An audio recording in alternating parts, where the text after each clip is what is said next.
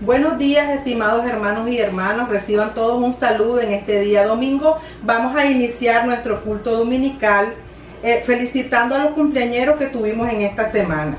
Tuvimos a nuestra hermana Mariela Hurto, Ronier Chávez, Carlos Mora y nuestra hermana Karen Turcio. Les decimos a ellos que el Señor los bendiga. Vamos a elevar una oración a nuestro Padre Celestial por este día. Padre nuestro que estás en los cielos, en esta mañana te damos infinitas gracias, Señor, por todo el amor, tu misericordia, por el alimento que nos has regalado en esta semana, por la vida, Señor, por tu protección. Gracias por la vida de los cumpleañeros. En esta mañana nosotros te adoramos porque en Cristo tu Hijo nos diste perdón, Señor. Cuán grande es tu amor y tu misericordia. Reciba este culto dominical como una ofrenda agradable a ti y como un alimento a cada uno de tus hijos e hijas. Todo lo pedimos en el nombre de su amado Cristo Jesús. Amén. Buenos días, hermanos, que el Señor les bendiga. Esta mañana preciosa queremos proclamar el nombre de Cristo. Su palabra dice que Jesús predicaba diciendo: arrepentidos porque el reino de los cielos se ha acercado. Vamos a entonar este canto para proclamar el nombre de Cristo Jesús. Gloria a Dios.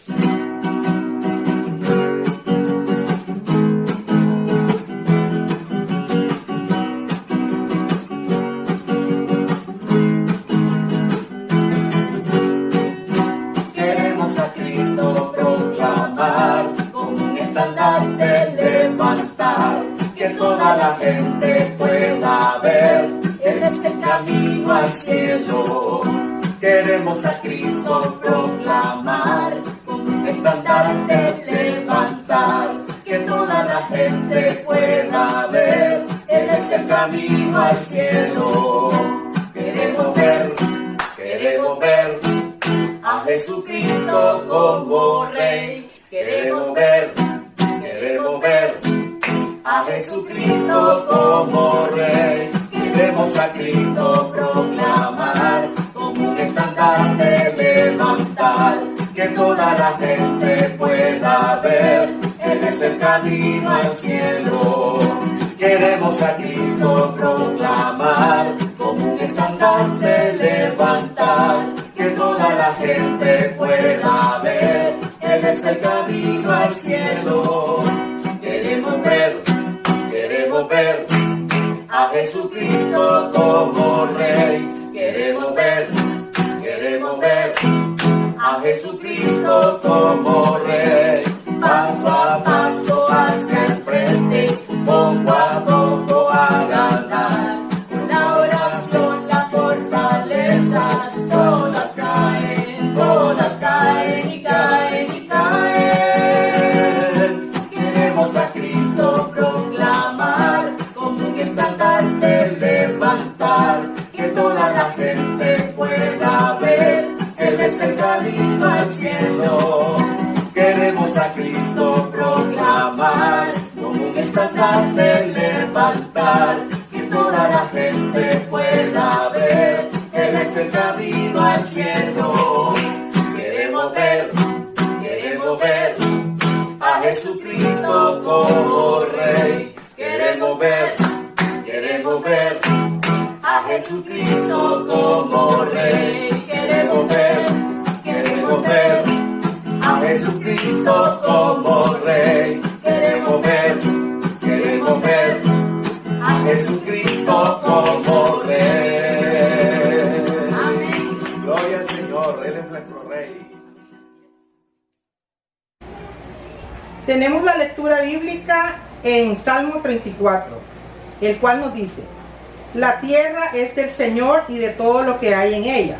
El mundo y todos sus habitantes le pertenecen. Pues Él echó los cimientos de la tierra sobre los mares y los estableció sobre las profundidades de los océanos. ¿Quién puede subir al monte del Señor? ¿Quién puede estar en su lugar santo?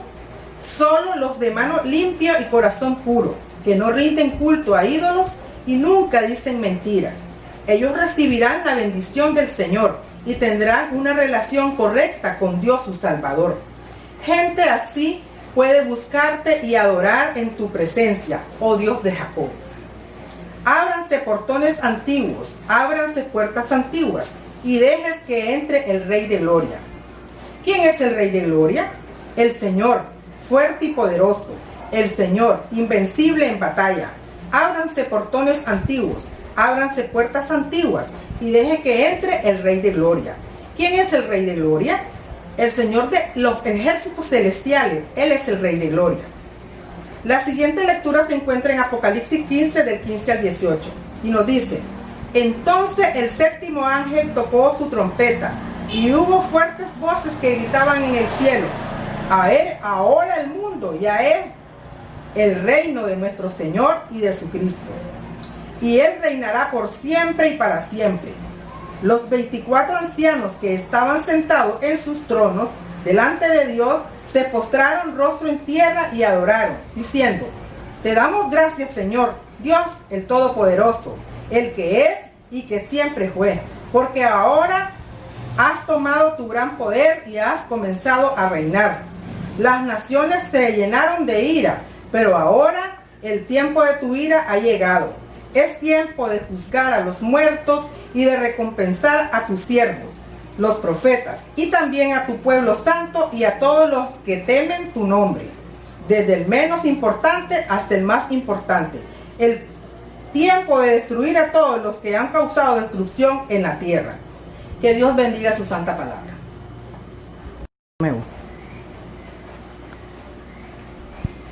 Hemos escuchado la lectura de la palabra del Señor en Apocalipsis 11, del 15 al 18, y en el Antiguo Testamento en el Salmo 24.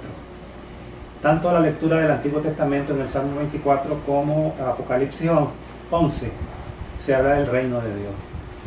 En el Salmo 24 se habla de la entrada del rey, de que quién podrá entrar al reino, ¿verdad? Y en la lectura de Apocalipsis se habla de que el séptimo ángel tocó la trompeta. El séptimo, 7 en el libro de Apocalipsis y en la Biblia significa la perfección. Entonces es el aviso final.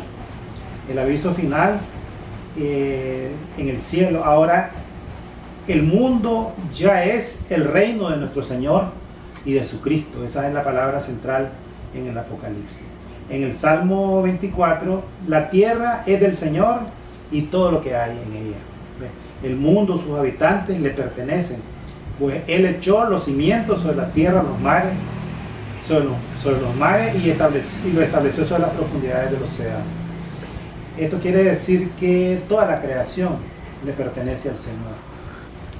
Vamos a decir así, todo ser humano, todo animal, todo ser viviente le pertenece al Señor. Le pertenece, lo quiera, lo desee, lo sepa o no lo sepa. Él es el dueño de todo ser viviente. En esta mañana vamos a reflexionar sobre un gran tema, el gran tema del reino de Dios. El tema del reino de Dios es un tema central en las Escrituras.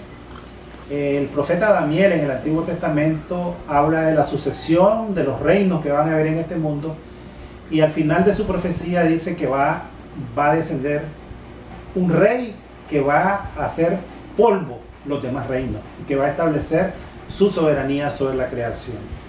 Aquí en el libro de Apocalipsis se dice pues que ha llegado la hora. Ha llegado la hora en que se siente el rey sobre su trono y todas las naciones estén bajo su dominio. La esencia entonces de la predicación de Jesús y de los apóstoles fue la llegada del reino de Dios. ¿Se acuerdan ustedes en el Evangelio según San Lucas que se apareció un anciano que se llamaba Simón, que él estaba esperando la venida del Mesías y por lo tanto la venida del rey? Y él llegó cuando Jesús fue presentado en el templo, y llegó y se inclinó y profetizó sobre Jesús. Y se acuerdan ustedes también de Ana, dice que eran judíos piadosos que esperaban el reino de Dios, dice en el Evangelio de Lucas. De manera pues que el pueblo de Israel esperaba la venida del Mesías y esperaba que con la venida del Mesías se inaugurara el reino de Dios. Eso lo vemos en Lucas 2:25, es decir, eso era una expectativa. Pero no tenían una idea completa de lo que implicaba la venida del reino de Dios. ¿Ves? Los discípulos, por ejemplo, imaginaban un gobierno terrenal. Los discípulos imaginaban un gobierno terrenal. Los maestros de la ley imaginaban un imperio, que se iba a establecer un imperio superior al imperio romano, y que iba a desplazar al imperio romano y que los iba a libertar a ellos de la esclavitud, de la hegemonía del imperio romano. Herodes miraba en la venida de un rey, miraba la venida de un competidor, y por eso cuando oyó decir a los magos que dónde estaba el rey de los judíos que había nacido, mandó a matar a los inocentes, ¿verdad? alrededor del pueblo donde Jesús nació, y en todos los alrededores, ¿verdad? En todos los alrededores.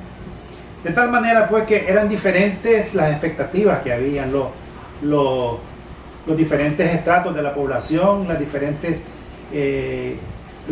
elementos de la sociedad de Israel tenían diferentes expectativas.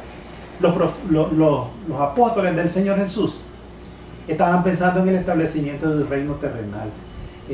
Por ejemplo, Jacobo y Juan, los hijos de Zebedeo, estaban pensando que ya Jesús, al terminar su ministerio, iba a establecer su reino y se iba a sentar en su trono. E incluso tenían las expectativas de ser asistentes en el reino de Dios. Y por eso le pidieron a su mamá que fuera a hablar con Jesús y pedirle a Jesús el privilegio de estar sentado uno a la derecha y otro a la izquierda del rey. En el Nuevo Testamento, para hablar de rey, se habla de Basileia. Basileia es el término griego que significa reino, ¿verdad? ¿Y qué es lo que significaba eso en la Biblia? ¿Qué es lo que significaba la palabra reino en la Biblia? Algo muy diferente de lo que significa para nosotros en este tiempo y de lo que ha significado para la gente del mundo en todos los tiempos. Basileia es el dominio o gobierno ejercido por Dios sobre su pueblo. Eso es uno de los sentidos que se presentan en las Escrituras. El significado espacial es secundario, es decir, sobre un territorio. En alguna medida la palabra Basileia también habla de un territorio, del ejercicio de una soberanía sobre un territorio, pero eso es secundario. Lo primero es la soberanía sobre los súbditos, sobre las personas que viven en ese reino. También en la Biblia se presenta como un proceso dinámico donde la venida de Cristo, ¿verdad? Que ocurrió al comienzo de esta era, inauguró la venida del reino de Dios. Era la etapa inicial del reino de Dios, y su segunda venida es la culminación del establecimiento pleno del reino de Dios. ¿Ves? Esto significa entonces que el reino de Dios fue inaugurado con la venida de Cristo y se va a terminar de inaugurar completamente, plenamente, con su segunda venida. Es un proceso dinámico donde su primera venida es la etapa inicial del drama de la historia del fin. Jesús, el Cristo, inaugura el reino de Dios, y Jesús, el Rey de reyes y Señor de señores, Él lo clausura. Él clausura el comienzo del reino. Se muestra dinámicamente activo en la historia humana, es decir, ahorita en el avance de los acontecimientos históricos, el reino de Dios está activo. Es decir, en la superficie nosotros no vemos la mano de Dios actuando, pero vamos a decir, tras bastidores, a través de Jesucristo, Dios está moviéndose en la historia. No hay nada de lo que está ocurriendo en la historia, por muy difícil que lo veamos, la guerra, las pestes y todas estas situaciones, no hay nada que se escape en última instancia, de la soberanía de nuestro Dios. Entonces, el reino incluye la redención del pueblo de Dios del pecado y de los poderes demoníacos, y el establecimiento final de cielos nuevos y tierra nueva. De manera pues que, hermanos y hermanas, en medio de esta pandemia que está tocando el mundo, nosotros no podemos discernir, pero tendríamos que hacer un esfuerzo especial por discernir en medio de esta pandemia que realmente Dios tiene propósito con todo lo que está aconteciendo. Dios tiene propósito, y tenemos que pedir sabiduría al Señor para poder descubrir cómo Dios está moviéndose. Entonces el reino de Dios se ha introducido a la humanidad con la venida de Jesús. y llevará la historia a un cierre con un gran juicio de todo ser humano y de todas las naciones en su segunda venida. Ahí lo tenemos bien clarito en el Evangelio según San Mateo, ¿verdad? Cuando el Señor se siente en su reino, llamará delante de sí a todas las naciones y apartará a unos y a los otros, y le dirá a los de su derecha: venid benditos de mi Padre, le dará el reino preparado para vosotros. Y a los de la izquierda le dirá: malditos al juego eterno. De tal manera pues que ese es el cierre. En el cierre hay dos fases entonces en cuanto al reino de Dios. En primer lugar, hay una fase que el reino de Dios ya está entre nosotros. Es decir, cuando Jesús vino a la tierra, Él dijo: el reino de Dios está entre nosotros. Está entre nosotros. Ahora, hay una segunda fase donde los especialistas bíblicos dicen que el reino tiene dos momentos. El ya, que el reino de Dios ya está entre nosotros, y tiene un segundo momento, que el reino de Dios va a llegar, va a venir. Es decir, el reino de Dios está por venir en la segunda venida de Cristo. Es decir, el reino está presente y el reino está futuro. Está presente a través de su iglesia, a través de sus seguidores, a través de la acción de Dios en la historia, en la cultura. Es decir, Dios está moviéndose en medio de las culturas. El día de hoy recibimos un video, por ejemplo, que nos puso la Julita acerca de Japón, de la cultura japonesa, cómo la cultura japonesa es una cultura disciplinada y cómo Japón no ha sido devastado por esta epidemia, porque hay muchas de las recomendaciones técnicas que se hacen que son parte ya de la cultura de los japoneses. Entonces, el reino de Dios se está moviendo en medio de las culturas, incluso en medio de las culturas que no creen y que no conocen al Señor. Ahí el Señor está moviéndose. Entonces, en los elementos de la cultura que son positivos para los seres humanos, allí el reino de Dios se está moviendo, aunque las personas no se estén dando cuenta. Esto quiere decir que no es solamente la iglesia el centro de donde se irradia el reino de Dios, es la cultura, es la sociedad, son digamos los grandes escritores, los grandes pensadores del mundo. A través de todo eso Dios también está impulsando la venida de su reino. Hay que ver sí que hay una lucha entre las tinieblas y la luz.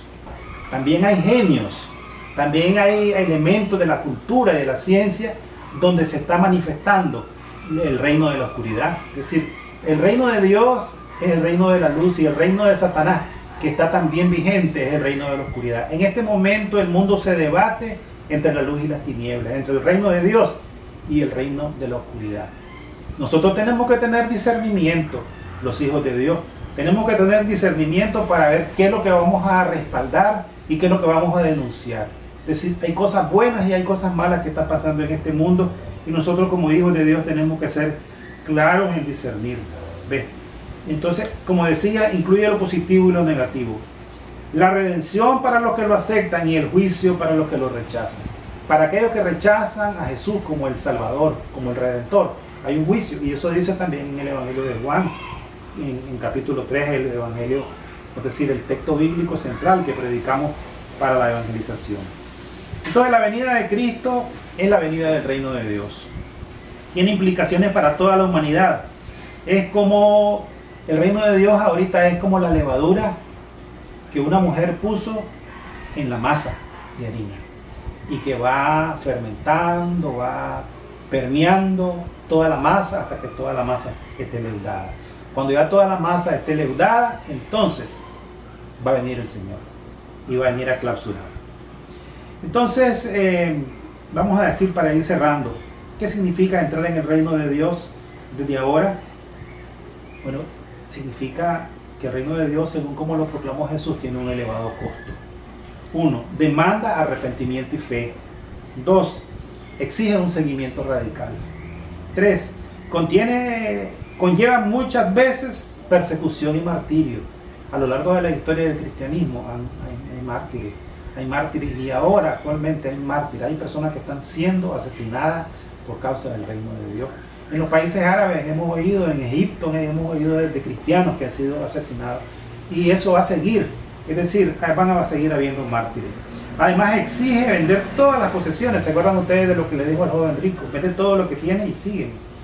Significa romper todos los ídolos, poner incluso a la familia después del reino, como Jesús lo proclamó, ¿verdad? El que no ponga el reino de Dios por adelante de su familia, de sus hijos, de sus hermanos, de sus parientes, no es digno de mí. Entonces, vivir esperando su venida y la instauración plena de su reino y estar vigilantes y sobrios, ver con sabiduría de lo alto todo lo que ocurre en nuestro entorno y ejercitar el discernimiento espiritual. Eso es lo que nos corresponde ahora, para ver lo que viene de Dios y lo que viene del reino de la oscuridad, para responder como lo haría Cristo si estuviera frente a las situaciones que nosotros nos presentamos a veces. Si estuviera Jesús en nuestro lugar, ¿qué haría? Tenemos que preguntarnos, como dice aquel libro famoso, en sus manos. Entonces, esta palabra nos invita a un compromiso, hermanos y hermanas, nos invita a un compromiso. Ahorita lo apremiante, en este momento lo apremiante para nosotros y para nuestra familia, no es el famoso COVID-19. Lo primero, para nosotros, nuestra primera gran preocupación y la concentración de nuestra vida tiene que estar en el reino de Dios y su justicia. Es decir, en ser verdaderamente súbdito del Rey de Reyes y Señor de Señores.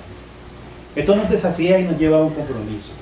Señor, con tu ayuda nos comprometemos a no ser oidores olvidadizos y esforzarnos por poner tu palabra en acción en nuestras vidas.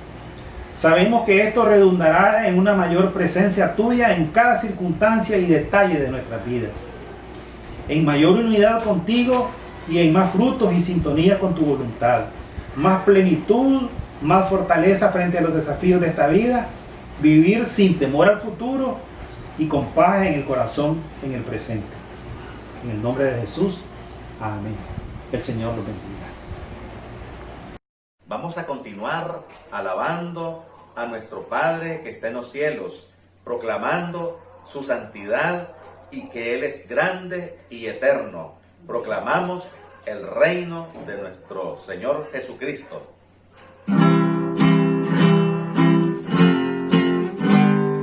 Santo, santo, grande, eterno Dios, con alegría hoy te alabamos, Rey de Reyes, grande capitán, todopoderoso guerrero, honor y gloria, luz y dominio, tributaremos todos a ti. Santo, santo eres tu Señor, Dios de las batallas glorioso. Alabadles cielos, tierra y mar, toda su iglesia, sus mensajeros, alabanzas, cantos de dolor, hoy unidos te elevaremos, pues majestuoso y reverendo, juega y vida eres Señor. Santo, santo eres tu Señor, Dios de las batallas glorioso. Rey de siglos, solo eterno Dios, eras injusto, incomprensible, inmortal, autor de todo bien. Eres tú el anciano de días, y para siempre entonaremos el canto eterno de redención. Santo, santo eres tu Señor, Dios de las batallas glorioso.